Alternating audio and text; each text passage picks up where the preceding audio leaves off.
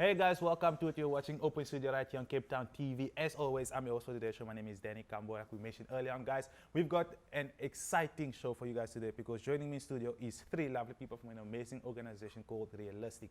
All right, they're currently tackling life matters and also operating in the area of Guguletu. So if you live anywhere close to Guguletu or you know of anybody staying around that side, this information might be just for you. All right, so do stay tuned for us throughout the show. So guys, welcome to the show firstly. Yeah. So for those that's watching at home, guys, can you just introduce yourself so that we get a sense of understanding as to who we're talking to? Okay, my name is Tsepo Moribame. Other name is Jimmy. I work for Realistic. Yeah, I was born and bred in Polokwane. That's where I come from. Yeah. Yes. My name is Ngosnati Skitasi. I live at Level, Guguletu. My hometown is Fletcher, Imorok. I'm an ex-realist. Okay, ex-realist, all right. Buyokazi Nguma. I'm staying in Nyanga. I'm a realistic. I'm an ex-realist too. Okay, also ex-realist as well. Okay, yes. So just to get in our conversation, we're looking at the organization and it's called Realistic. Yes. Just to understand it a bit more, what is Realistic? Why that name? Okay, Realistic is in full. It's a Rebuild and Life Skill Training Center. Okay. Rebuilding and Life Skill Training Center. So obviously it focuses on rebuilding maybe lives that were previously damaged. Yeah. So the organization itself, it was founded by a gentleman by the name of Solomon Madikane, who is the director of the organization currently. Okay. So he's the founder and the director currently. So he used to work for the Department of Curricular Service for I think more than 10 years. So when he was working for the department, he was a ward I think by the time. So he used to be the one who locks up the prisoners. And when he was busy doing that, he actually realized something, that is the same people that gets parole and is the same people that he will be looking again after maybe a couple of months or a couple of years. So to him, the issue of reoffending, he took it personal, and if he thought, you know what, why can't I start something to address this issue of recidivism? So in 2004, he started this organization, and it's based in Guguletu, and it's still there in Guguletu. So yeah, that's how the organization started. Wow. Yes, initially. So when we look at the repeat offenders, the project's name or the name of one of the organizations what can we say? One of the organization's objectives is to rebuild. So if we look at these repeat offenders, obviously there are things that happen in their life that cause them to go back and do these things. Could be gangsterism, could be drugs. Yes. So how is the organization helping in terms of those that have been affected with those kind of stuff? Okay. With over the years, the program evolved. Yeah. From just reintegration of ex-offenders to the mainstream society. Other factors were identified, which are substance abuse, your crime and violence, you understand, other factors like gangsterism, as you mentioned. Yeah. So with all those factors incorporated in one, problem, there are other programs that were introduced, which is the substance abuse program, the social crime prevention program. But the substance abuse program is divided also in experimental stage, your treatment, and you understand. So what happens is they get the therapeutic intervention, where when we're talking about therapeutic intervention, there's your social work, your counseling, you understand all those things. And there are also other activities like your life skills, you understand. So yeah, with all that treatment in place for them, it really works out for best for them. Yeah. Wow. And so currently you're operating at the Guguletu area. Yes, we are based in Guguletu. The other branch is in Lower Cross Road, and then we have a new branch also in Athlone. Yeah. Okay, so since 2004 up until now, I must say, if the organization is still going strong and there are more branches being opened, it's been effective. All right, so how effective has it been during the period of since 2004 up until now, in terms of repeat offenders? How many lives have you guys been able to help to make sure that they do not repeat? Okay, that's another question. I don't have the statistics at the moment, and I don't want to haphazardly just answer that. You understand? Yeah. but we have the National Research Council that help us with, you understand, with the monitoring and evaluation.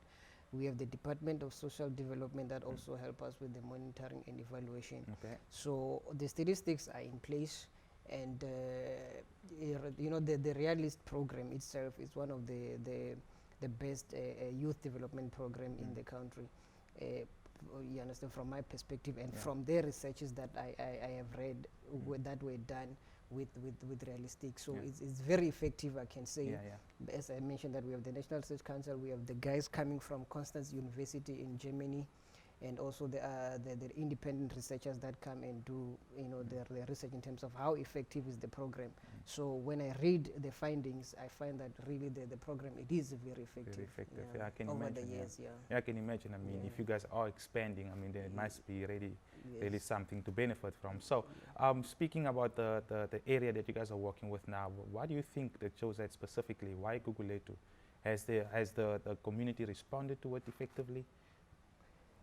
Okay, the area, Guguletu, when you're talking about crime, when you're talking about substance abuse, you know, when you're talking about that's where you'll find those issues, you understand, and those issues are mostly affecting the young people, you understand, and Solomon, the founder, his target was young people, you understand, so it was very relevant to start that organization at Guguletu.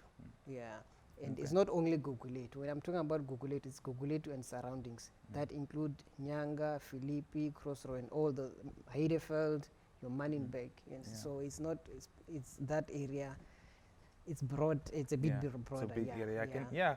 Definitely. And you know, we see it every day. We see it in the news, and you know, it's no secret anymore, it's so to speak. So just briefly, during your time, what do you think has been the challenge that you guys have faced so far? The challenge, I like that you mentioned gangsterism. The challenge that we found was gangsterism, because you find that, for example, I'm sitting with Nkosinatis Kitasi, one of the ex-realists.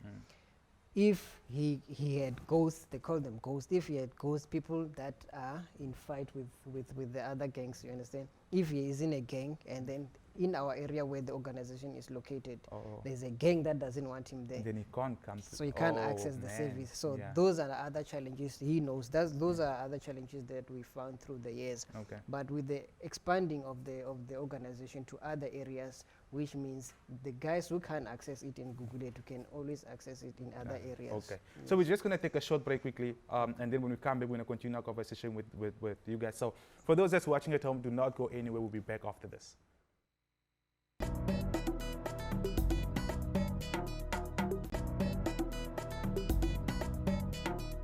Hey guys, welcome back. You're watching Open Studio right here on Cape Town TV. Like we mentioned earlier on, I've got three amazing guests with me in studio today from a lovely organization called Realistic. All right, so earlier on during the show, we spoke a little bit about them, introduced yourselves, we spoke a bit about the organization. Now we're going to get into more depth about how effective the organization is. And in order for us to do that, you brought us two amazing people who's been the part of the program, and they are here today to share the story and also how effective the program has been with them. So, guys, once again, welcome to the show. Yeah, so just to continue on our conversation when we were chatting to Salva here, we spoke about how effective the program has been, and for you guys to come back here and tell your story is really a brave move. So just to start with you, sir, can you tell us a little bit more about how you got involved with the organization? Okay, my auntie told me about the Realistic rehab, but she overheard a conversation of two people talking about it. Then she took the number, she asked where's the address to the Realistic organization. Then she came at home, told me, don't you want to change your life? Don't you want to become better like everyone out there? At first, because I was a user of drugs, it didn't go in well, because I was like, no man, what are you telling me? I'm not ready to change now. But she carried on telling me about this rehab, that she could even support me, take me to the rehab, then just to spend one day at the rehab. Then when I come back, then I can decide, am I going to going to continue or am I going to stay at home? I went with her. That was apparently 2 weeks before she was telling me about the rehab. I went with her. I came there. I met Mr. Jimmy and other colleagues of Mr. Jimmy, other social workers. I got registered. I went inside the group. First day was kind of fine, but I was still under the addiction of drug. So I was kind of like sleepy. So I couldn't finish the whole intake because I was sleepy. But I didn't go home. I stayed. Yeah, that's about it. So that's how you got involved. Yes, that's how I got involved. And since that time when you met Mr. Jimmy and you got involved in the program, how has your life changed since that moment? Oh, it changed drastically a lot because I'm working now. Okay. Okay. Things that I used to work, but I used to get fired because of drugs, because I could come late at work. Then the boss could say, no man, you've been doing this for a couple of times, so I can't hold you anymore in this business, go. But when I entered the realistic, because it's a rebuilding, the word rebuilding, it means they go back to the first foundation that you are supposed to have, you see. The building, they are rebuilding what's already been there, but it's been taken away from drugs. So now they are rebuilding back so that now Mr. Madigana told me, okay, I've got a security job. I'll test you. Here's an opportunity, go work. I didn't have certificates then, but I got the certificates of security while I was inside the security job. Oh, wow. So that is one of the things that I could say about the realistic. They do give sometimes jobs, but it's not a definite that you will receive. It depends on how you, how serious you are. Are you serious of changing, or you going there to the rehab to impress your parents, or because your parents forced you? So if it doesn't come out of you, you will never change. Wow. It has to be within you. You have to decide. Yeah. Yes, because it begins in the mindset. Yeah, If you change your mindset, everything is possible. Wow, adjusting the mindset, that's one powerful thing you can do to yourself. And you smiling over there, hey mama. So just to continue our conversation, we're gonna chat to you a little bit now. I can see, I can see you guys, you are different. You are different in gender, you're different in appearance, and obviously different backgrounds. So the addiction has affected you both in different ways. So just to speak to you now, let's just hear your story. How did you get involved with Realistic? It was my birthday. Oh wow. Yeah, and then me and my boyfriend were using drugs. So we got tired of using drugs, and then we decided to go to Realistic. We heard about my ex-mom-in-law that there's a place in NY6, let's go and check it out. And then we went there. Since then, I went there, and then I never used drugs. Okay. I stayed there for 6 months. And then like now I'm 5 years clean. 5 years clean. Yeah, Wow, that's since an I was enter rehab, like the rehab there, I never start taking drugs. Even now I'm clean. And then after I used drugs, after I stopped using drugs, I got sick. After I graduated from Realistic, I got sick. I couldn't walk like almost a year. Wow. Yeah, but the doctors told me that the drugs affect my spine. Oh wow. But now, here I am, Here you are. clean, Yeah. 5 That's an years. achievement. Yeah. Wow.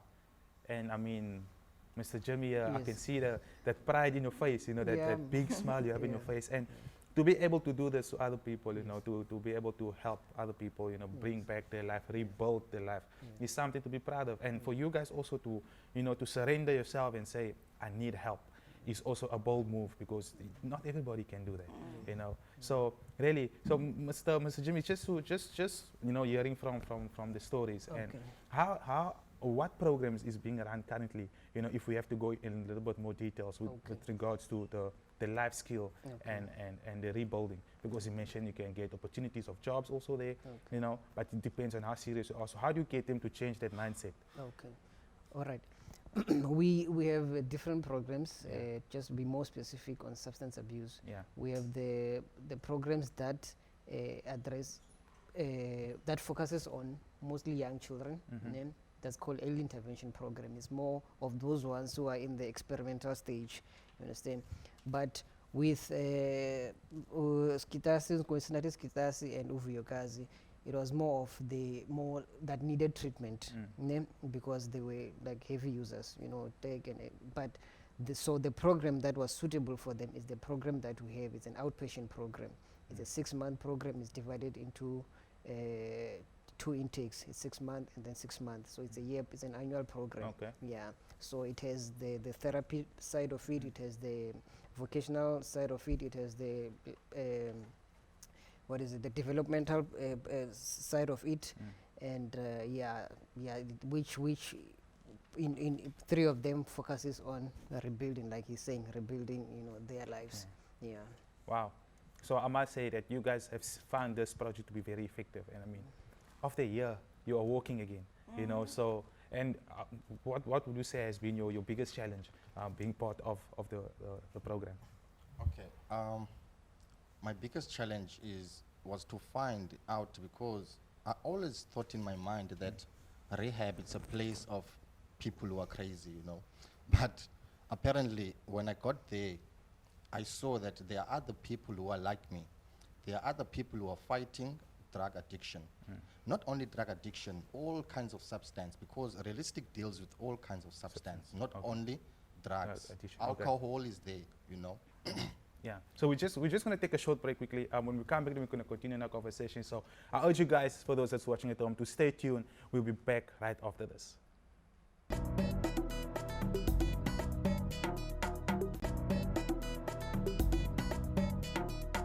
Alright guys, welcome back. You're watching Open Studio right here on Cape Town TV. If you just tuned in, you're not too late. We're speaking to 3 amazing people from an amazing organization called Realistic.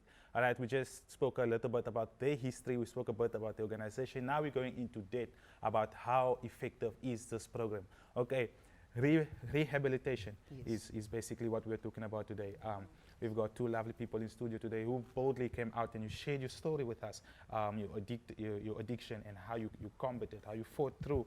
And after a couple of months, those that could not walk, walked.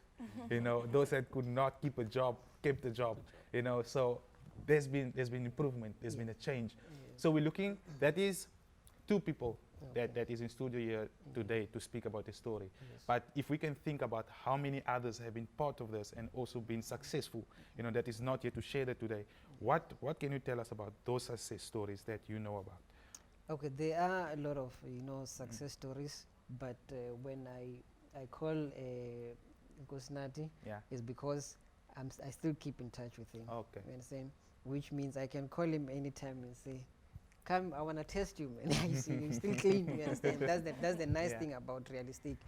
And they even come by themselves to the organization, you understand, just to see how the program is still working, just to see other people who are in the program. So they are representing a mass of other youth, you know, a lot of success stories. Obviously, we can't come with them to the otherwise we're going to fill up the studio. So there are more successful stories. Obviously, there are other stories which are, you know, we didn't go as planned, but the brighter side is more wider than, you know, the other side. So, that's like the question you ask, how effective is the program? You understand? That is the reason why I brought 2 people to say, can you just speak about how effective is the program? Because it's another thing where people from the organizations come and speak about this great work they are doing, but we want to see the results. You know, as a country, we want to see what exactly are these people doing, you understand? So this is what Realistic is doing at the moment. So this program has been able to help you, you know, staying in Google too. But there are also those that are staying in other areas, you know, that do not maybe have this placing, you know, to be able to help, like you guys been helped now, they are still struggling. What do you think, or why do you think a program like Realistic is so important, you know, to spread it out in all these other areas within Cape Town? Okay.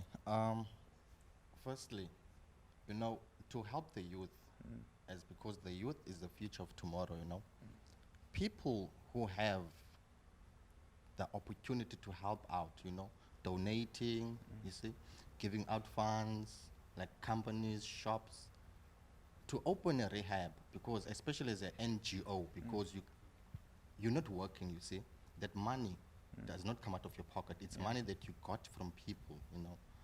donations like that. So other places, they need to be aware of rehabs like realistic, you know, or Realist can go abroad. As I said to another sister today, that Madigane can maybe open in other places, if not Madigane, but anyone else, or Madigane can share what he what he got, you know, the information of how to start a rehab with someone who's interested in opening a rehab. Yes. So, else, so that other children, other youth, they're helped through this drugs, because drugs, it's infecting the country, and as gangsters, there's killing because of drugs. Yeah. Yeah. Mr. Jimmy, will you agree with that statement? Yes, I will definitely. There's there's a lot of other factors that are involved in substance abuse. You know, couple of actually this year there were a lot of incidents in that that has to do with the violence that are gender-based violence. Yeah, yeah. You know, it's, some of the stuff is because of substance abuse. You understand? So. Substance abuse is a problem, especially in the Western Cape. You understand, it's a problem, and we need more organization like Realistic. And you know, Realistic, the nice thing about it is that it's an outpatient. Yeah. You understand, when we're talking about cost effective, when you're looking at your inpatient, they're very expensive. You understand, you pay maybe 40,000 per participant for a month. You understand, but when we are talking about our outpatient program, you don't pay anything. They don't pay anything. Wow. They come there in the morning, their breakfast is there, their lunch is there. You understand, we are able to get funding and provide those things. So the nice thing about the Realistic program is that it's free of charge. So that's one thing that I can say about the program. And looking at you, young lady, you mentioned earlier on that you and your boyfriend at the time, you were, you know, you were under the influence of substance abusing the drugs, so to speak. So how would you say, because I can, based on the way we're speaking, I can assume that he didn't go with you in the program. He did. He did. He's still Okay. clean. He's so clean too. Yeah. And then you must speak for him also. Okay, so that's good. So just speaking on that, what would you say in terms of peer pressure? You know, because it's not everybody goes into it alone. There's always that partner that's influencing you to do it with him. And sometimes they will go clean with you, sometimes they won't. And then they become an anchor that's trying to draw you back, you know, to turning your life around and going back into the substance. So what do you have to say about peer pressure? Peer pressure, I can say the age I am, like that's why I say to you, I went on my birthday to the rehab, because like the time and the age, the time wasn't waiting for anyone. So I went, the peer pressure, me and my boyfriend, we decided, you know, because we didn't have friends. So when we went there to the rehab, he was my friend, and then they they told us there are only 3 triggers that make you smoke. It's only money, the place to buy the drugs, and the friends. So we decided, if you cut ourselves from the friends, the money, the places, like we can fight, we can conquer this thing. And then we did that. Wow, and you conquered together. Yeah. Aibo. And you know, the nice thing about Ovio Kaz is that when she came with a boyfriend name, the program doesn't really accept couple because of other challenges. But they were an exception. We say, you know what, let's take this risk. So and it came out very well. So just briefly, for those that's watching at home that want to be part of this program, before we wrap up, how can they do so? How can they get a hold of you? Okay, they can go straight to Google it too, NY6 shop number 9. That's where they'll find the organization, or they can call the organization at 021 633 1800. 1800. All right. So yeah, really, guys, this has been a journey for you guys. I can see it in your face as you speak. It's been a journey for you, and there are those at home right now that is about to go on that journey as well, and they can look at you guys for inspiration and also see that you can change your life. Like you mentioned, it's all about the mind. It's all in your mind, adjusting the mindset. So unfortunately, we've come to the end of today's show. All right, but I thank you guys so much for coming through and chatting with us. For those that's watching at home, thank you so much for being part of today's conversation, and I urge you to go out there, search up this organization, go into Google it and find them. And remember, it's all in the mind. Adjust your mindset. That's all you need. So my name is Danny Kambo from the Cape Town TV crew. Till next time, bye-bye.